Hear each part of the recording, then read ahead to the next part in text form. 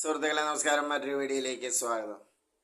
നമ്മുടെ സ്മാർട്ട് ഫോണിൻ്റെ വരവിന് മുമ്പ് നിങ്ങളിൽ പലർക്കും എനിക്കും വായനയുടെ ഒരു ലോകം ഉണ്ടായിരുന്നു. ഇന്ന് വായനയുടെ ലോകം തീർത്തും വംശനാശം സംഭവിച്ച അവസ്ഥയിലാണ്. ഇന്ന് പ്രായമുള്ള വ്യക്തികളുടെ കയ്യിൽ പോലും വില കൂടിയ സ്മാർട്ട് ഫോണുകൾ കാണാവുന്നതാണ്. അപ്പോൾ ഒരു മുൻകൂർ ജാമ്യം എന്ന നിലയിൽ അവർ തന്നെ നമ്മോട് പറയുന്നുണ്ടാവും. അതായത് എൻ്റെ മകനോ മകളോ ഗൾഫിലാണ് ജോലി, അപ്പോൾ അവർ വാങ്ങി തന്നതാണ്, പിന്നെ നിരസിക്കാനായില്ല, ഞാൻ കൊണ്ടു നടക്കുന്നു. കൂടെ ഒരു വാൽക്കഷ്ണവും അവർ ചേർക്കാറുണ്ട്. മറ്റൊന്നുമല്ല, ഇതിൻ്റെ മറ്റ് ഫങ്ഷൻസ് ഒന്നും അറിയില്ല. ഒരു കോള് വരുന്നത് അറ്റൻഡ് ചെയ്യാനും തിരികെ വേണ്ടപ്പെട്ടവരെ വിളിക്കാനും മാത്രമേ എനിക്കറിയൂ. വാട്സാപ്പോ ഫേസ്ബുക്കോ അല്ലെങ്കിൽ എന്തിന്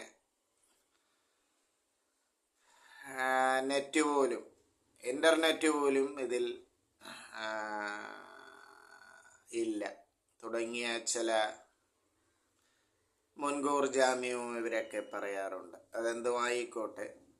പിന്നെ നമ്മുടെ പബ്ലിക് ട്രാൻസ്പോർട്ടിലും അല്ല ചില ഡ്രൈവർമാരെയും ശ്രദ്ധിച്ചിട്ടുണ്ട്. ഒരു കൈ ഫോണിലും മറ്റേ കൈ സ്റ്റിയറിംഗ് ലിവറിലോ ഗിയർ ലിവറിലോ ഒക്കെ ആയിരിക്കും. ചില വേള നമുക്ക് തന്നെ വണ്ടിയും വേഗതയിലായിരിക്കും. ചിലപ്പോൾ നമുക്ക് തന്നെ നേരിയ ഭയം തോന്നാം. പിന്നെ അവരുടെ ആ പരിചയ സമ്പന്നത കൊണ്ട് കാര്യങ്ങൾ വണ്ടി മുന്നോട്ട് പോകുന്നു എന്നേ ഉള്ളൂ. അപ്പോൾ മറ്റൊന്ന്, വായനയുടെ ഒരു പൂക്കാലത്തെക്കുറിച്ചാണ് ഞാനിവിടെ സൂചിപ്പിക്കാൻ ആഗ്രഹിക്കുന്നത്. അതായത് 80കളുടെ അവസാനവും അല്ലെങ്കിൽ 90കളിലുമൊക്കെ എനിക്കും നിങ്ങളിൽ പലരെ പോലെ വായനയുടെ ഒരു പൂക്കാലമുണ്ടായിരുന്നു. അപ്പോൾ അന്നും ഒരു മംഗളം എന്ന വാരിക കയ്യിൽ കിട്ടുകയാണെങ്കിൽ അതിൽ ഒരു പേജ് മാത്രമാണ് താല്പര്യപൂർവ്വം ഞാൻ വായിക്കാറുള്ളത്. ഇപ്പോൾ ചിലർക്കെങ്കിലും മനസ്സിലായിട്ടുണ്ടാവാം. KM റോയുടെ ഇരുളും വെളിച്ചവും എന്ന പേജാണത്. അതിൻ്റെ ആ ഒരു ഭാഷയുടെ സൗകുമാര്യവും ആ കണ്ടന്റുമൊക്കെ മാതൃകാപരമാണ്. അറിവും വിജ്ഞാനവും വിനോദവും നൽകുന്നൊരു പേജാണ്. പിന്നെ മനോരമ വീക്ക്ലി കയ്യിൽ കിട്ടിയാലും ഒരു പേജിനുള്ള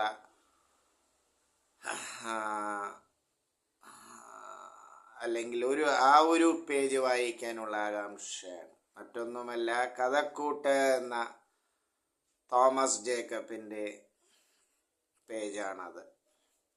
അതും വിജ്ഞാനവും വിനോദവും ഭാഷാ സൗകുമാര്യവും ഒക്കെ കൊണ്ട് സമ്പന്നമാണ്.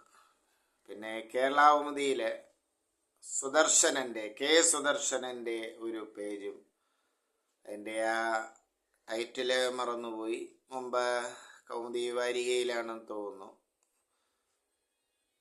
ഹാസ്യവും വിജ്ഞാനവും വിനോദവും അനുഭവവും ഒക്കെ നിറഞ്ഞ ഒരു പേജാണ്. അപ്പോൾ ഈ എഴുത്തുകാരും ഈ വായനാനുഭവവും ഒക്കെ എന്നെയും നിങ്ങളിൽ പലരെയും അറിവിൻ്റെ അല്ലെങ്കിൽ വിജ്ഞാനത്തിൻ്റെയും വിനോദത്തിൻ്റെയും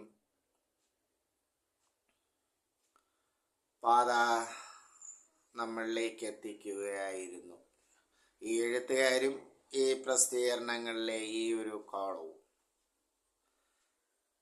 ശ്രീ കെ സുദർശനെ കുറിച്ച് പറയുമ്പോൾ അദ്ദേഹത്തിൻ്റെ ഇടയ്ക്ക് യൂട്യൂബ് ശ്രദ്ധിക്കവേ ആ പ്രഭാഷണങ്ങളുടെയൊക്കെ പല വേദികളിൽ അദ്ദേഹം നടത്തിയിട്ടുള്ള പ്രഭാഷണങ്ങളുടെ വീഡിയോകളും ലഭ്യമാണ്. വിജ്ഞാനവും വിനോദവും ആ അവതരണ ഭംഗിയും കൊണ്ട് ശ്രദ്ധേയമാണ്. അപ്പോൾ ഇന്ന് വായന അന്യം നിന്ന് പോയിരിക്കുന്നു. പത്രവായന പോലും ഇന്ന് കുറവാണെന്ന് കാണാം.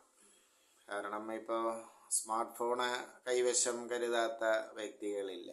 അത് ഇന്നത്തെ ആധുനിക കാലത്ത് അത് അത്യാവശ്യമാണ്. കാരണം പല സർക്കാർ കാര്യങ്ങളുമൊക്കെ ഇപ്പോൾ ഫോണിൽ കൂടെയാണല്ലോ നാമൊക്കെ നേടിയെടുക്കുന്നത്. അപ്പോൾ കാലത്തിനൊത്ത് നാം നീങ്ങിയേ തീരൂ. അതിൽ നമ്മുടെ പുറംതിരിഞ്ഞു നിന്നിട്ട് കാര്യമില്ല. വായനയുടെ ഒരു പഴയ ആ ഒരു കാലം നിങ്ങളിൽ പലർക്കും എനിക്കും ഉണ്ടായിരുന്നു. അത് ഓർമ്മപ്പെടുത്തുകയാണ് ഈ വീഡിയോയിലൂടെ. നന്ദി, നമസ്കാരം സുഹൃത്തുക്കളെ.